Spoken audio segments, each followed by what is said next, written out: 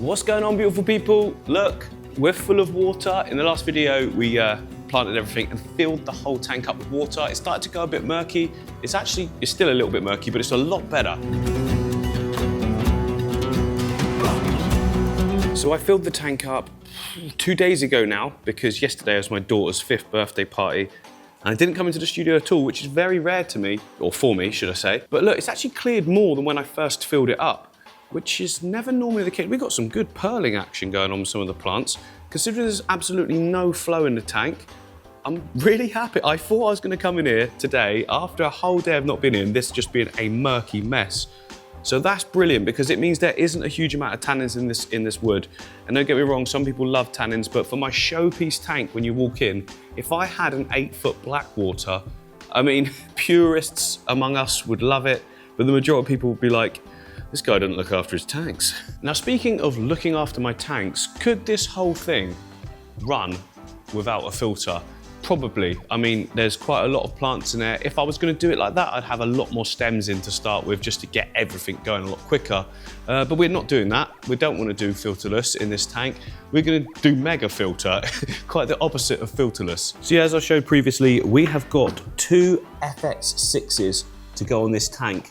And I accidentally left all the water inside of those whilst I've been doing this without any flow, which means it's all got to come out. I'm going to clean it all properly, and then basically I'm going to have to restart. But it's not going to be a problem at all. We've also got the substrate that we kept from the start, which had a layer of water going through it. So there's going to be some good beneficial bacteria. And also, I'm not going bang, tons and tons of fish instantly.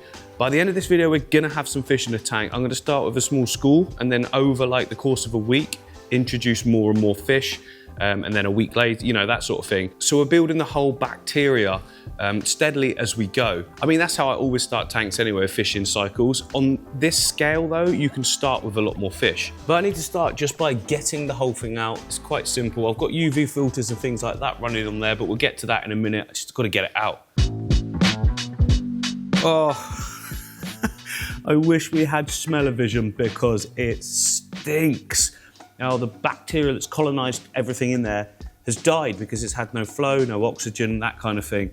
And it really does stink. I should have opened this outside, but oh, the whole room smells like farts, and that's just one of them. The other one's definitely getting opened outside. Now, the reason I'm showing you this is I wanted to, you know, just see how the filter has coped over 6 months without being cleaned once. There's definitely some debris on the top here. I'm going to get it apart completely, lay it all out, and we can see how well it's coped. So far, it looks pretty decent. The water's clear sat in it, but there might be like a whole pool of gunk at the bottom, so it'll be quite interesting. Let me get this outside.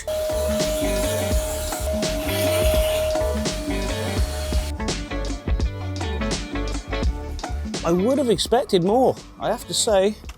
I mean, everyone knows that the FX6s are really good filters. Oh my God. It smells so bad.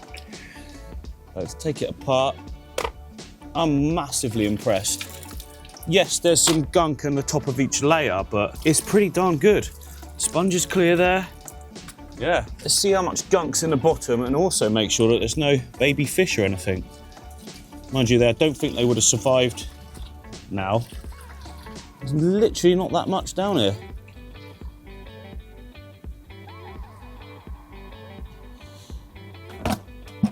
Very impressive. So I'm just going to hose all of this off, like with, you know, the proper water from the tap. Doesn't matter, everything sort of needs refreshing anyway, so I'm not killing off bacteria that's already probably dead.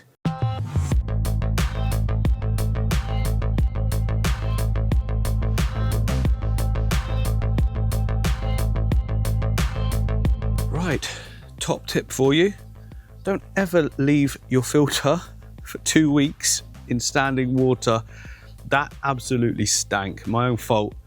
All this gunk, look, so much come out, and it's gonna work so well. Really, really impressed with this FX6. I've never used big fluval filters before this project because I've never needed to, but yeah, the way it puts together, the quality of the build, and everything's so tough in that as well. It's a very, very good piece of equipment. So we're all set up, ready to go again. Now, a mistake I made last time I did this, I forgot, or I didn't realize actually, because I didn't read the instructions very well.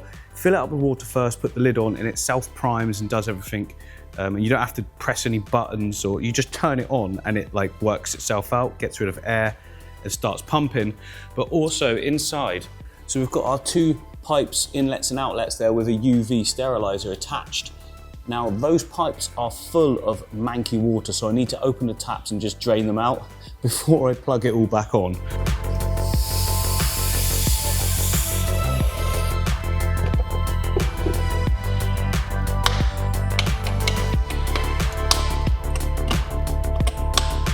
Okay, I've just plumbed everything back in.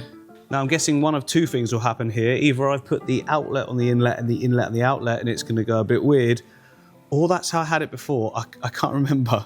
Oh, I should look at the footage. Let me look at the footage. Yes, I just checked, all good. We should be able to, after I clean the water off this plug now, be able to turn it straight on. It should work. Yes. Very odd noise that I've never experienced before. Need to work out what that is. I worked out what the noise was. I forgot that I took that filter out and left it there, so it was just running dry. It'll be fine though, it was only a couple of seconds. But there we go though, the filter spat out a ton of like crud and things. It always will do that. Maybe that will help seed the tank even faster. But at the moment, it's all pointed underneath the water. It's not pointing upwards, so there's no sort of flickering, but we will adjust things like that, or I might just use the power heads to generate that. And in fact, it's just gone off. The Fluval FX6 does this. You start it up, then it stops to let any air bubbles come to the surface in the canister, and then it goes again. First time it did this, I was like, oh great, it's broken straight away. But it will just start up again any second. There we go, look. Back up and running again.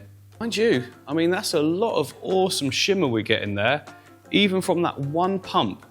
And it's not really pointed at the surface, like I've designed it to come pushing out the front, this side, goes all the way around the back, to the back then, and then the other one was designed to push directly at the back, so you get that sort of circular rotation. I now need to crack on with the second one now, don't I? And I'm anticipating I come in tomorrow and this water's crystal clear. At least I hope so anyway. Right, it's currently the end of the day. Both filters are now fitted and running. Look at that sort of shimmer we've got going on. That is really nice. I wasn't expecting the tank to clear up this much just by putting both the filters on. They've been running now about an hour, both of them. It's already looking really good. I just wanted to show you guys before we flick to tomorrow. Tomorrow we're fitting CO2 and we're gonna be putting our first fish in. And yeah, take a look at that. Hopefully it's even clearer in the morning. Underneath where the spotlights are, you can see like there's a slight haze still, but that's way clearer than when we first started it up. Yeah, I can't wait to get in tomorrow morning now and see how it is looking. And it's the next day, look at that. That is proper clear now. Like you can see right to the back without a misting. Very, very impressed with it all, have to say. Well, I am, don't get me wrong, but part of me is like, I'm not used to seeing something looking this sort of empty. I like to plant stuff usually that's like makes it look grown in straight away, but that's not the point of this one. But what I can say about the plants is look at this. Look, already we've got giant red leaves appearing in this Echinodorus rose in the foregrounds. That one there, every single one of them has sprouted a new red leaf. So we know the substrate system's good, we know the lighting levels are good down there as well. And if there's enough light without causing algae for plants to do that at the substrate level, it means for sure that these plants are gonna creep and they're gonna carpet exactly like we want them to. But to help them do that, we are gonna fit CO2, something that I don't really use on many of my tanks at all. But for this big one, even in the last rendition of it, I did use CO2 for the first 2 or 3 months. And then when it eventually ran out, I just left it, to be honest, because it was already grown in, and I'm normally like that. Once the tank's done, I'm like, yeah, I just want to do something else, which is exactly why we've done this. So you can see at the back there's a diffuser. And then tucked down there as well, there is another one. And they lead into these cupboards here. So you can see we've got our canister there. We've got a solenoid, it's plugged into a timer. It's got a drop checker, which does need filling up again because it's been such a long time. But basically I take this out, replenish it with citric acid, and I think the other one's like bicarb soda. I think that's what the mix is. And it just generates it all again for the next few months, depending on how harsh you go with it. To be honest, to start with, I'm gonna turn it up quite a bit. So it won't last that long for the initial one. It probably lasts about a month. So yeah, it's quite simple. Unplug it. Take the bottle out, And yeah, this is the Colombo system, and then you get the packets as well. The top there, just quick release. That's how I was able to just unplug it so quickly. Now you want to release any pressure. Oh, still actually a little bit in there. Barely anything though, so I can undo that. And then over here is where I keep my Colombo sort of and Superfish supplies. I've got my CO2 refills here. These, you can also get a cheaper version that has like a dome. I don't use that one. I just want this. And it's very, very simple. Component B, component A. The little funnel, snip the end off. In goes component A, and then component B. 300 ml of water, 45 degrees, and the reaction takes place instantly. You can hear it fizzing straight away. Can you hear that? So put the lid on, because we want to capture all of that. Help if I close the tap as well. Tap closed. Nice and tight.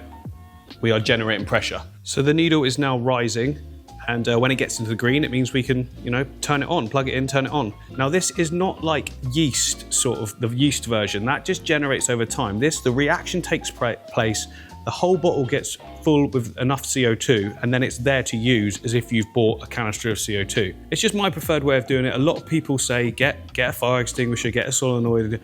This all comes as one kit, and it just suits me down to the ground, to be honest. Right, it's been about 5 minutes. We're halfway up. That means we can start, and look, you can see where the gas is in there, because it's all cold down the bottom, and that'll just keep generating as time goes by. But halfway up, that's enough to crack on. Right, there we go. Both sides, the CO2 is working, and our buddy's back. Hello. That's the third time I've seen him now. He's loving the wood. See that? There's all sorts of little bits of grime in that on that wood from previous, and he's gonna clean all of that up. And if you could stay there, my friend, instead of going anywhere near my Echinodorus, that would be great. So some of the sticks have started to settle. This one's just broke free, and it's almost sinking, but it's just a bit buoyant still. I don't know how. Like this one, I'm pretty sure these have just sort of sunk, and that's where they've stayed, but we can move them because that looks a bit silly. But the one over here, the big one I laid down, I quite like how that's just sort of lodged itself there and arcs across. It's quite a nice little feature, so I'm just going to leave that completely. Flick that one down a little bit more, just so it's a bit more standout. So I'm not going to overthink it, that I think these are going to sink. You going to sink? The bottom bit's sunk, but not the top. How is that even a thing? Oh, this one is though. Let's get in there and shuffle it around a bit, and then the other one can fall where it wants eventually. I want it more over here, you see. That's it, that's a bit better. Going across that rock, it just looks quite cool. Don't want to restrict the plant growth though. I think I've just made it buoyant again. No, there we go, good. This one here, bring that across a little bit, kind of looping. Okay, cool. I don't think that's ready to play ball yet, that one, look. Why is it upright? It's just stood there. You can stay there for the time being. This one's just like floating in the flow, occasionally sinking, so that's probably going to go down by tomorrow. I'm not too worried, I can just go where it wants. So we've done substrate, we've done hardscape, we've done planting, we've done filters, we've done CO2, we've done sticks. Now it's time for the first fish. And the reason why I want to put fish now, rather than just waiting to put them all in, is because one, I'm bored of looking at nothing in the tank, and two, I know that it's ready, it's going to be able to sustain them very, very easily. We also need to be putting some kind of ammonia and everything like that in the tank to get that cycle going, to create the beneficial bacteria. I mean, they'll breed? Do they breed? We'll go with breed. The beneficial bacteria will colonize and multiply with a food source, and all these plants, they're in really good condition. There's no organic waste being produced for ammonia, so we need the fish to actually do that. Now, to dump them all in at the same time, I could do it. I could do that. I can keep an eye on it with water testing. I could change the water if it showed any ammonia spikes or anything like that, but there's no need. So I'm just going to start smaller, put in some of the tetra, and then we can add the bigger fish and stuff like that in the next sort of week or so. Be good to get the little ones settled first as well. Yeah, so we've got all the tetra that are in here. We've got diamond tetra, some black phantoms there. we've got the Januaries, we've got some silver tip as well, and we've got the killifish, the ones at the top there. They did really well in that tank. They were absolutely tiny when I first put them in, and now they're like as big as the tetra, which is cool. I'll also put this Siamese algae eater back in because this tank is pretty much too small and it was in there anyway. Very good for getting thread algae, these guys. Not this kind of algae, this is different. This is more like moss ball, marine I don't even know. The moss balls you get, it's that kind of algae. Nothing likes to eat that. And then we've got more of the same next door as well. And again over here with some of the cories, we'll put those in. I think all three of these tanks can go in.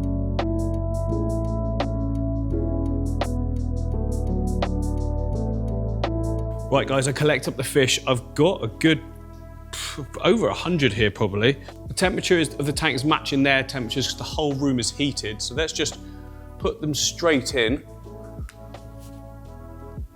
And here we go. I mean, it looks like an absolute ton, right? But the bioload of those is nothing compared to the water volume, the amount of plants we've got. I'll still be testing, don't get me wrong. That looks so cool. Look at it, we're going across the middle. I don't know if I've ever put that many fish into one tank before. I think I may have done actually, just not in my own studio. But they always do this to start with. They all group up together. It's almost like they know that that's the safest thing to do. And they'll school, and eventually though, they'll start separating out into their like own little groups. Oh look, there's the killifish at the top. They're like, oh, I recognize this place, but something's a little different. There's way more space. They're schooling really nicely around all the wood. So they've already gone from that right-hand side to the left with no problem at all. And look, now they're doing it again. So there is proof of concept. The idea to do that was definitely a good one. So thank you to the person in the comments that you know who you are, I'm sure, that suggested to do that because it's working exactly like I thought. It's like a motorway going across, and there's this middle section here is going to be awesome. I'm going to always keep that sort of open no matter what, no matter how the plants try to grow. I'm going to keep that middle section open so we keep seeing the fish go backwards and forwards. At the moment, obviously, it's all the small fish, but I will be adding the bigger fish later on. Oh, there's one bigger fish. You.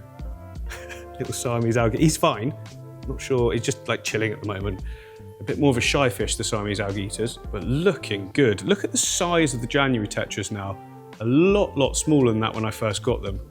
And massive, here's my finger for reference, look. That's a big old tetra. All of them, to be fair, all the tetras, because they've been in there a long time, on a decent diet, you know. We're feeding the angelfish, so we're putting a good amount of food in to make sure they all got fed. And even the diamond tetras, look at those. Look at the little red bit above their eyes. Sorry, blue. It's definitely not red. They look so good.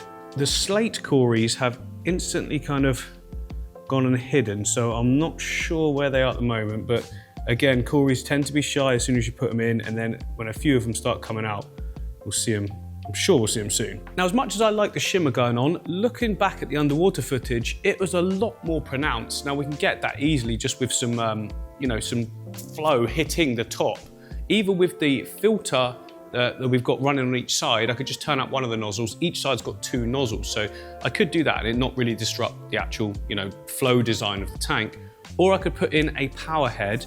Some people were worried that putting a power head in with these small fish might not be the greatest idea. They could get blown around, but remember, there's going to be tons of spots where there isn't loads of flow, and then there'd be some nearer the surface that would have higher flow, simulating quite a bit like a river, if we're honest. Like, that's what it looks like when you look at those fish on the water. It's just flowing up against them and they're finding their own little areas. So I think to start with, I'm just going to turn the filters upwards because let's have a vote.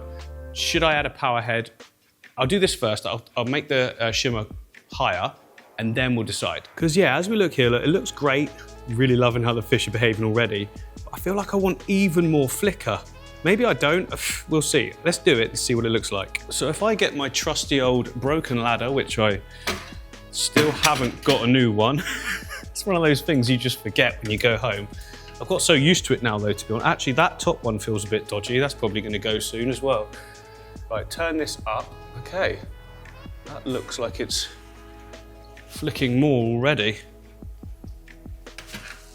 Yeah, it definitely is. It's coming out further as well. Let's do the other side. Up. I think I know how I broke this. It was because I kept getting down really hard like as I was trying to do things quickly. So I'm just more careful with it now. Okay, that's that one turned up as well. I think that's it. I think we've nailed it. I nearly fell down the ladder.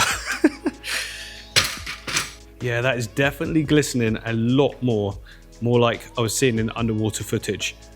If I add a power head, it's gonna make it like glisten a lot more on one side, because I've only got one. Should I do it? Let me know in the comments. What I really like is the way the light shimmering on the back of the tank in the black looks like sun rays coming down. And as the plants all grow in and get taller, there'll be more some areas will be more shaded than others, and it'll come through into the foreground area, and some at the back will be a bit darker. I mean, we're way off that. It's going to be a couple of months, but I'm going to make improvements to this tank as we go, obviously with adding fish, but also adding design features as well. So it's not just waiting for plants to grow. I've got a few ideas. Because of the way the tank is designed, there's like a lip that goes all the way around it. So I can't really put house plants in like I usually would with just the roots dangling over the edge.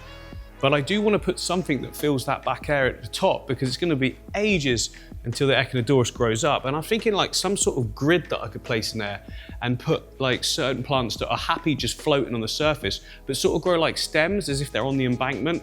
I'll have a think about that, but yeah, I definitely want to add something cool, a feature like that into the tank. So the first fish are in and are already looking settled. They seem to be really enjoying the shape of the islands and just the tank in general. It's now been about 20 minutes since I first put the fish in. The January tetra, as you can see there, are all still staying together. And our bristlenose is back out in the open, really happy with his new friends. The cories have got brave enough, seeing all those fish about means that they're coming to the foreground and exploring everything. But this is just the start for this tank. Adding the first fish is just the first phase. As time goes by, we're going to get more and more growth. I'm probably going to add more sticks as well, just to add more of that leaf litter feel. Not over the top. I don't want the actual tannins from the wood, I just want the detail. What has amazed me most about adding the fish is that they're all so like brave and out in the open. I was expecting a lot of them to hide initially and then over time come out, but right from the moment we put them in, they've been all over the tank. They look really, really happy. I noticed in the middle section at the back, all the black phantoms were all together. It's like they'd claimed that territory for their own, which is really cool. And then the same for the red phantoms in the foreground. All starting to get into their groups now, rather than one big ball of fish, as when you first put them in. So that is it for this episode. For those of you who want to sit and just watch the fish for a couple of minutes, I will now shut up and hopefully see you on the next one, when the tank has grown in a little bit more and we can add in some even more cool fish.